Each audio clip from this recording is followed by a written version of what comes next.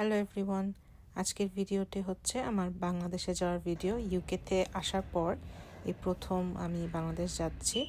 তো এই দোতলা থেকে এই সব লাগেজগুলো সিঁড়ি দিয়ে নামালাম, বেশ ভারী ভারী লাগেজ। এরপর গাড়িতে বসে গেলাম এয়ারপোর্টে যাওয়ার জন্য। আমার এক আঙ্কেল আমাকে আজ এয়ারপোর্টে দিয়ে আসবেন।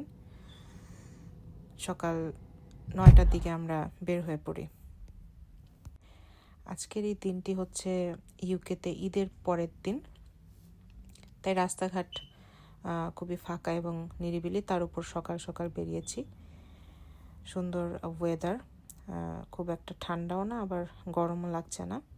আমি ভীষণ এক্সাইটেড যে বাংলাদেশে যাব, কিন্তু আসলে যখন দেশের বাইরে থেকে দেশে কেউ যায় তখন এত কিছু ম্যানেজ করতে হয়। এই যাওয়ার আগের বেশ কয়েকটা দিন ধরে প্রচণ্ড ব্যস্ত ছিলাম সব কিছু গোছাতে, ডকুমেন্টেশন নিয়ে সব ম্যানেজ করে বাড়ি যে ভাড়া নিয়েছি সেই রেন্ট প্রপারলি দিয়ে, তো বেশ ব্যস্ততার মধ্যে ছিলাম। তো অবশেষে আজ এয়ারপোর্টের উদ্দেশ্যে রওনা হলাম সব কিছু গুছিয়ে। আমার ফ্লাইটটা হচ্ছে দুপুরের দিকে এবং অনলাইনে আমি চেকিংও কমপ্লিট করে রাখি। তারপরও সেফটির জন্য আমি 3-4 ঘন্টা আগেই এয়ারপোর্টে চলে যাচ্ছি। অলরেডি চলে এসেছি। এটা হচ্ছে এয়ারপোর্টের ঢোকার রাস্তাটা। এখানে আবার টোল দিতে হয় যদি গাড়ি এখানে থামে বা পার্ক করে যাত্রী নামায়, তখন এখানে টোল দিতে হয়। আমি যাব হচ্ছে আজকে বার্মিংহাম এয়ারপোর্ট থেকে। এই যে এয়ারপোর্টটা, তো ডিপার্চারের দিকে এগিয়ে যাচ্ছি। আমি যেহেতু প্রথমবার এই এয়ারপোর্টটা থেকে যাচ্ছি, তাই আমার খুব একটা পরিচিত না এই জায়গাগুলো। আমার আঙ্কেল আমাকে হেল্প করলো যে কোথা দিয়ে যেতে হবে এবং কোথায় থেকে লাগেজ ক্যারি করে চেক ইনের দিকে যেতে হবে। চলে এসেছি, এখন নামবো। এটা হচ্ছে বার্মিংহাম এয়ারপোর্ট। এখন নেমে ট্রলিতে করে লাগেজগুলো নিলাম। এই ট্রলির জন্য আবার আমাকে 2 পাউন্ড পে করতে হয়েছে। অবশেষে এন্ট্রি নিলাম। আমি যাচ্ছি হচ্ছে এমিরেটস এয়ারলাইন্সে আজকে। গিয়ে দেখি বিশাল লম্বা লাইন। চেক ইন কমপ্লিট করার পর একটু ডিউটি ফ্রি সবগুলোতে ঘুরে দেখছিলাম। আর এগুলো হচ্ছে কি রিং আর ম্যাগনেট, যেটা খুবই ভালো লাগলো। যদি কারো ইচ্ছা হয় এয়ারপোর্টের ভেতর ডিউটি ফ্রি সবগুলো থেকে কিছু কেনার, তাহলে ইজিলি এখান থেকে কিনতে পারে। এবং কি রিং আর ম্যাগনেট হচ্ছে বেস্ট অপশন। আমি একটু নিজেকে ভিডিও করতে করতে সামনের দিকে এগিয়ে যাচ্ছি। আমি ভেবেছিলাম যে আমার চেক ইনটা অনেক লেট হবে, যেহেতু অনেক লম্বা লাইন, কিন্তু খুব দ্রুতই চলে এসেছে সব কিছু কমপ্লিট করে। এখন শুধু অপেক্ষার পালা। বাইরে দেখছিলাম বিভিন্ন প্লেন, এক এক প্লেনের এক একটা গন্তব্যস্থল। আমারটা যেহেতু এমিরেটস, আমি এখনও এমিরেটসের দেখা পাইনি, আর একটু হাঁটতে হবে। এয়ারপোর্টটা বেশ বড়, বেশ এদিক ওদিক ঘোরাঘুরি করে ভাবলাম যেহেতু সময়ের কাছাকাছি, তাই নিজের গেটের কাছে গিয়েই বসি। এটা হচ্ছে আমার গেট নাম্বার। এখানেই বসবো কিছুক্ষণ, আর ঘন্টাখানেকের মতো সময় আছে হাতে। এই যে অবশেষে আমার প্লেনের দেখা পেলাম। এই বিমানে করেই আমি রওনা দিব বাংলাদেশের উদ্দেশ্যে, যেখানে আমার দুবাইয়ের ট্রানজিট আছে। দুবাইয়ে নেমে তারপর আমার 1.5 ঘন্টার মতো ট্রানজিট। পরবর্তী সময় দুবাই থেকে আবার এমিরেটসের ফ্লাইটে একেবারে বাংলাদেশ চলে যাব।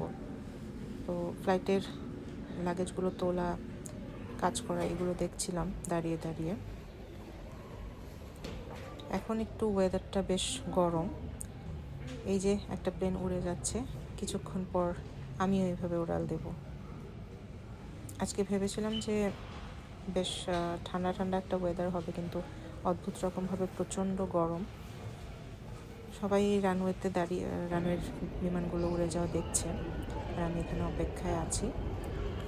আমার মতো বেশ কয়েকজন আশেপাশে অপেক্ষা করছে। ক্ষুধা লেগে গেছে, তাই ভাবলাম হালকা একটু স্ন্যাক্স খেয়ে নিই, যেটা আমি ব্যাগে করেই নিয়ে এসেছিলাম, ক্যারি ব্যাগে করে। একটা প্যাটিস টাইপের, জ্যামাইকান প্যাটিস, এটা খুব মজা লাগে।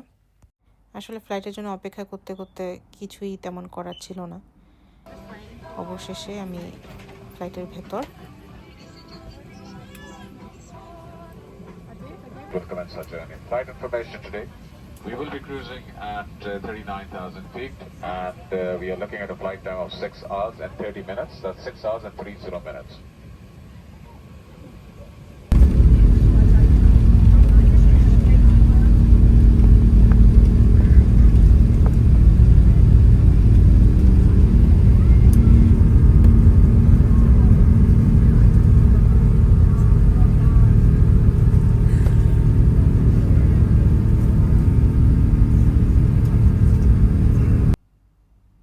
এটা হচ্ছে বার্মিংহাম শহর। বার্মিংহাম থেকে দুবাই পর্যন্ত আমার ফ্লাইটের টাইমিং হচ্ছে মোটামুটি 7 ঘন্টার মতো। তো বসে থাকার কিছুক্ষণ পরই আমাকে মেনু দিয়ে গেল, সবাইকে মেনু দিয়ে গেল। মেনুটা দেখছিলাম আর এভাবে প্রকৃতিটা এনজয় করছিলাম। যেহেতু দিনের বেলা ফ্লাইট, তাই এনভায়রনমেন্টটা তো এনজয় করাই যায়। বসে বসে বিভিন্ন মুভি দেখছিলাম, সাথে লাঞ্চ দিয়ে দিল। লাঞ্চটা যথেষ্ট ভালো ছিল। 3-4 ঘন্টা যাওয়ার পর যখন ওয়াশরুম ব্রেকে যাই, তখন দেখি যে আমি যেখানে আছি সেটা হচ্ছে আপার ডেক। এটা একটা দোতলা প্লেন। তো প্রথম যখন প্লেনে উঠি এতটা রিয়েলাইজ করতে পারিনি। এখন যখন একটু বের হলাম, হাঁটাহাঁটি করছি, দেখলাম যে এভাবে বিমান একটা স্টেয়ার দেখতে পেলাম।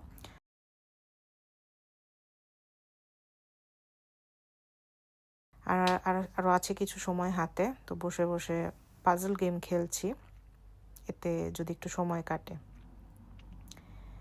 পাজল গেম খেলতে খেলতে মোটামুটি মিলিয়েই ফেলেছি, অলমোস্ট ডান। এবং আমার সময়ও হয়ে গেছে। দুবাই এয়ারপোর্টে নেমে এখন আমি বাংলাদেশের উদ্দেশ্যে রওনাও হয়ে গেছি। আর একটা অসুবিধা হচ্ছে, দুবাই এয়ারপোর্টটা এত বড় যে ওখানে খুব একটা ট্রানজিটের টাইম পাইনি। এই যে লেখা দুবাই টু ঢাকা, যেটা হচ্ছে 4 ঘন্টার মতো। তাড়াতাড়ি এসে আমার গেট খুঁজে প্লেনে ওঠার মধ্যে তার সময় অনেক চলে গেছে, তাও দ্রুত গতিতে এসেছি। আর দুবাই এয়ারপোর্টটা যেহেতু বড়, এক সাইড থেকে আরেক সাইডে যেতেই অনেকটা সময় লেগে গেছে। তো এই যে আমার ফ্লাইট। তবে এই প্লেনটাতে আমি খুব একটা সন্তুষ্ট না। আগের যেটা ছিল বার্মিংহাম থেকে দুবাই, সেটা খুবই মডার্ন টাইপের ফ্লাইট ছিল, বাট এটা খুব একটা ভালো না। লেগ স্পেস খুবই কম, পাশে জিনিস রাখার কোনো জায়গাও নেই। মনিটরগুলো খুব মনে হচ্ছে অ্যানালগ টাইপের, রিমোট কাজ করে না। সিটগুলো খুব একটা সুবিধার না। অবশেষে আবার উড়াল দিলাম। এই যে এটা হচ্ছে দুবাই শহর। আর মাত্র 4 ঘন্টা, সকাল সকাল পৌঁছে যাব বাংলাদেশ। যেহেতু এখন ভোর রাত, তাই কিছুক্ষণ পর আমাদেরকে ব্রেকফাস্ট দেবে। ব্রেকফাস্টের মেনু দিয়ে গেল। ভালো লাগলো যে মেনুর মধ্যে ইংলিশ, বাংলা এবং আরবি 3টা টাইপেরই লেখা আছে, যাতে মানুষের বুঝতে সুবিধা হয়। তো কোরিয়ান একটা মুভি দেখতে দেখতে আমি ব্রেকফাস্ট করলাম, আলু পরোটা আর চিকেনের কারি দিয়ে, সাথে আরও কিছু আছে ব্রেকফাস্টে। তো ভালোই লাগলো, ব্রেকফাস্টটা খেলাম। ঘুম আর হয়নি আমার সেভাবে। তো এখন দেখছি আকাশে ভোর হবে হবে একটা ভাব, সূর্যোদয়। অনেক দিন পর মনে হয় এরকম কমলা রঙের আকাশ দেখতে পেলাম। আর আমার অবস্থা বিধ্বস্ত। এতটা জার্নির পর আসলে ঘুম সেভাবে হয় না, যেহেতু একা ট্রাভেল করছি। আর এই তো এখন ল্যান্ডিংয়ের টাইম, কিন্তু কুয়াশার কারণে ল্যান্ড করতে পারছিল না বিমানটা অনেকক্ষণ আকাশে থেকে। অবশেষে এই যে ঢাকার বিল্ডিংগুলো দেখা শুরু করলাম, ধীরে ধীরে নিচের দিকে নামছে, আর পরিচিত চিরচেনা জায়গাটা চোখের সামনে দেখতে পাচ্ছি। ফাইনালি এই যে আমি বাংলাদেশ পৌঁছে গেলাম।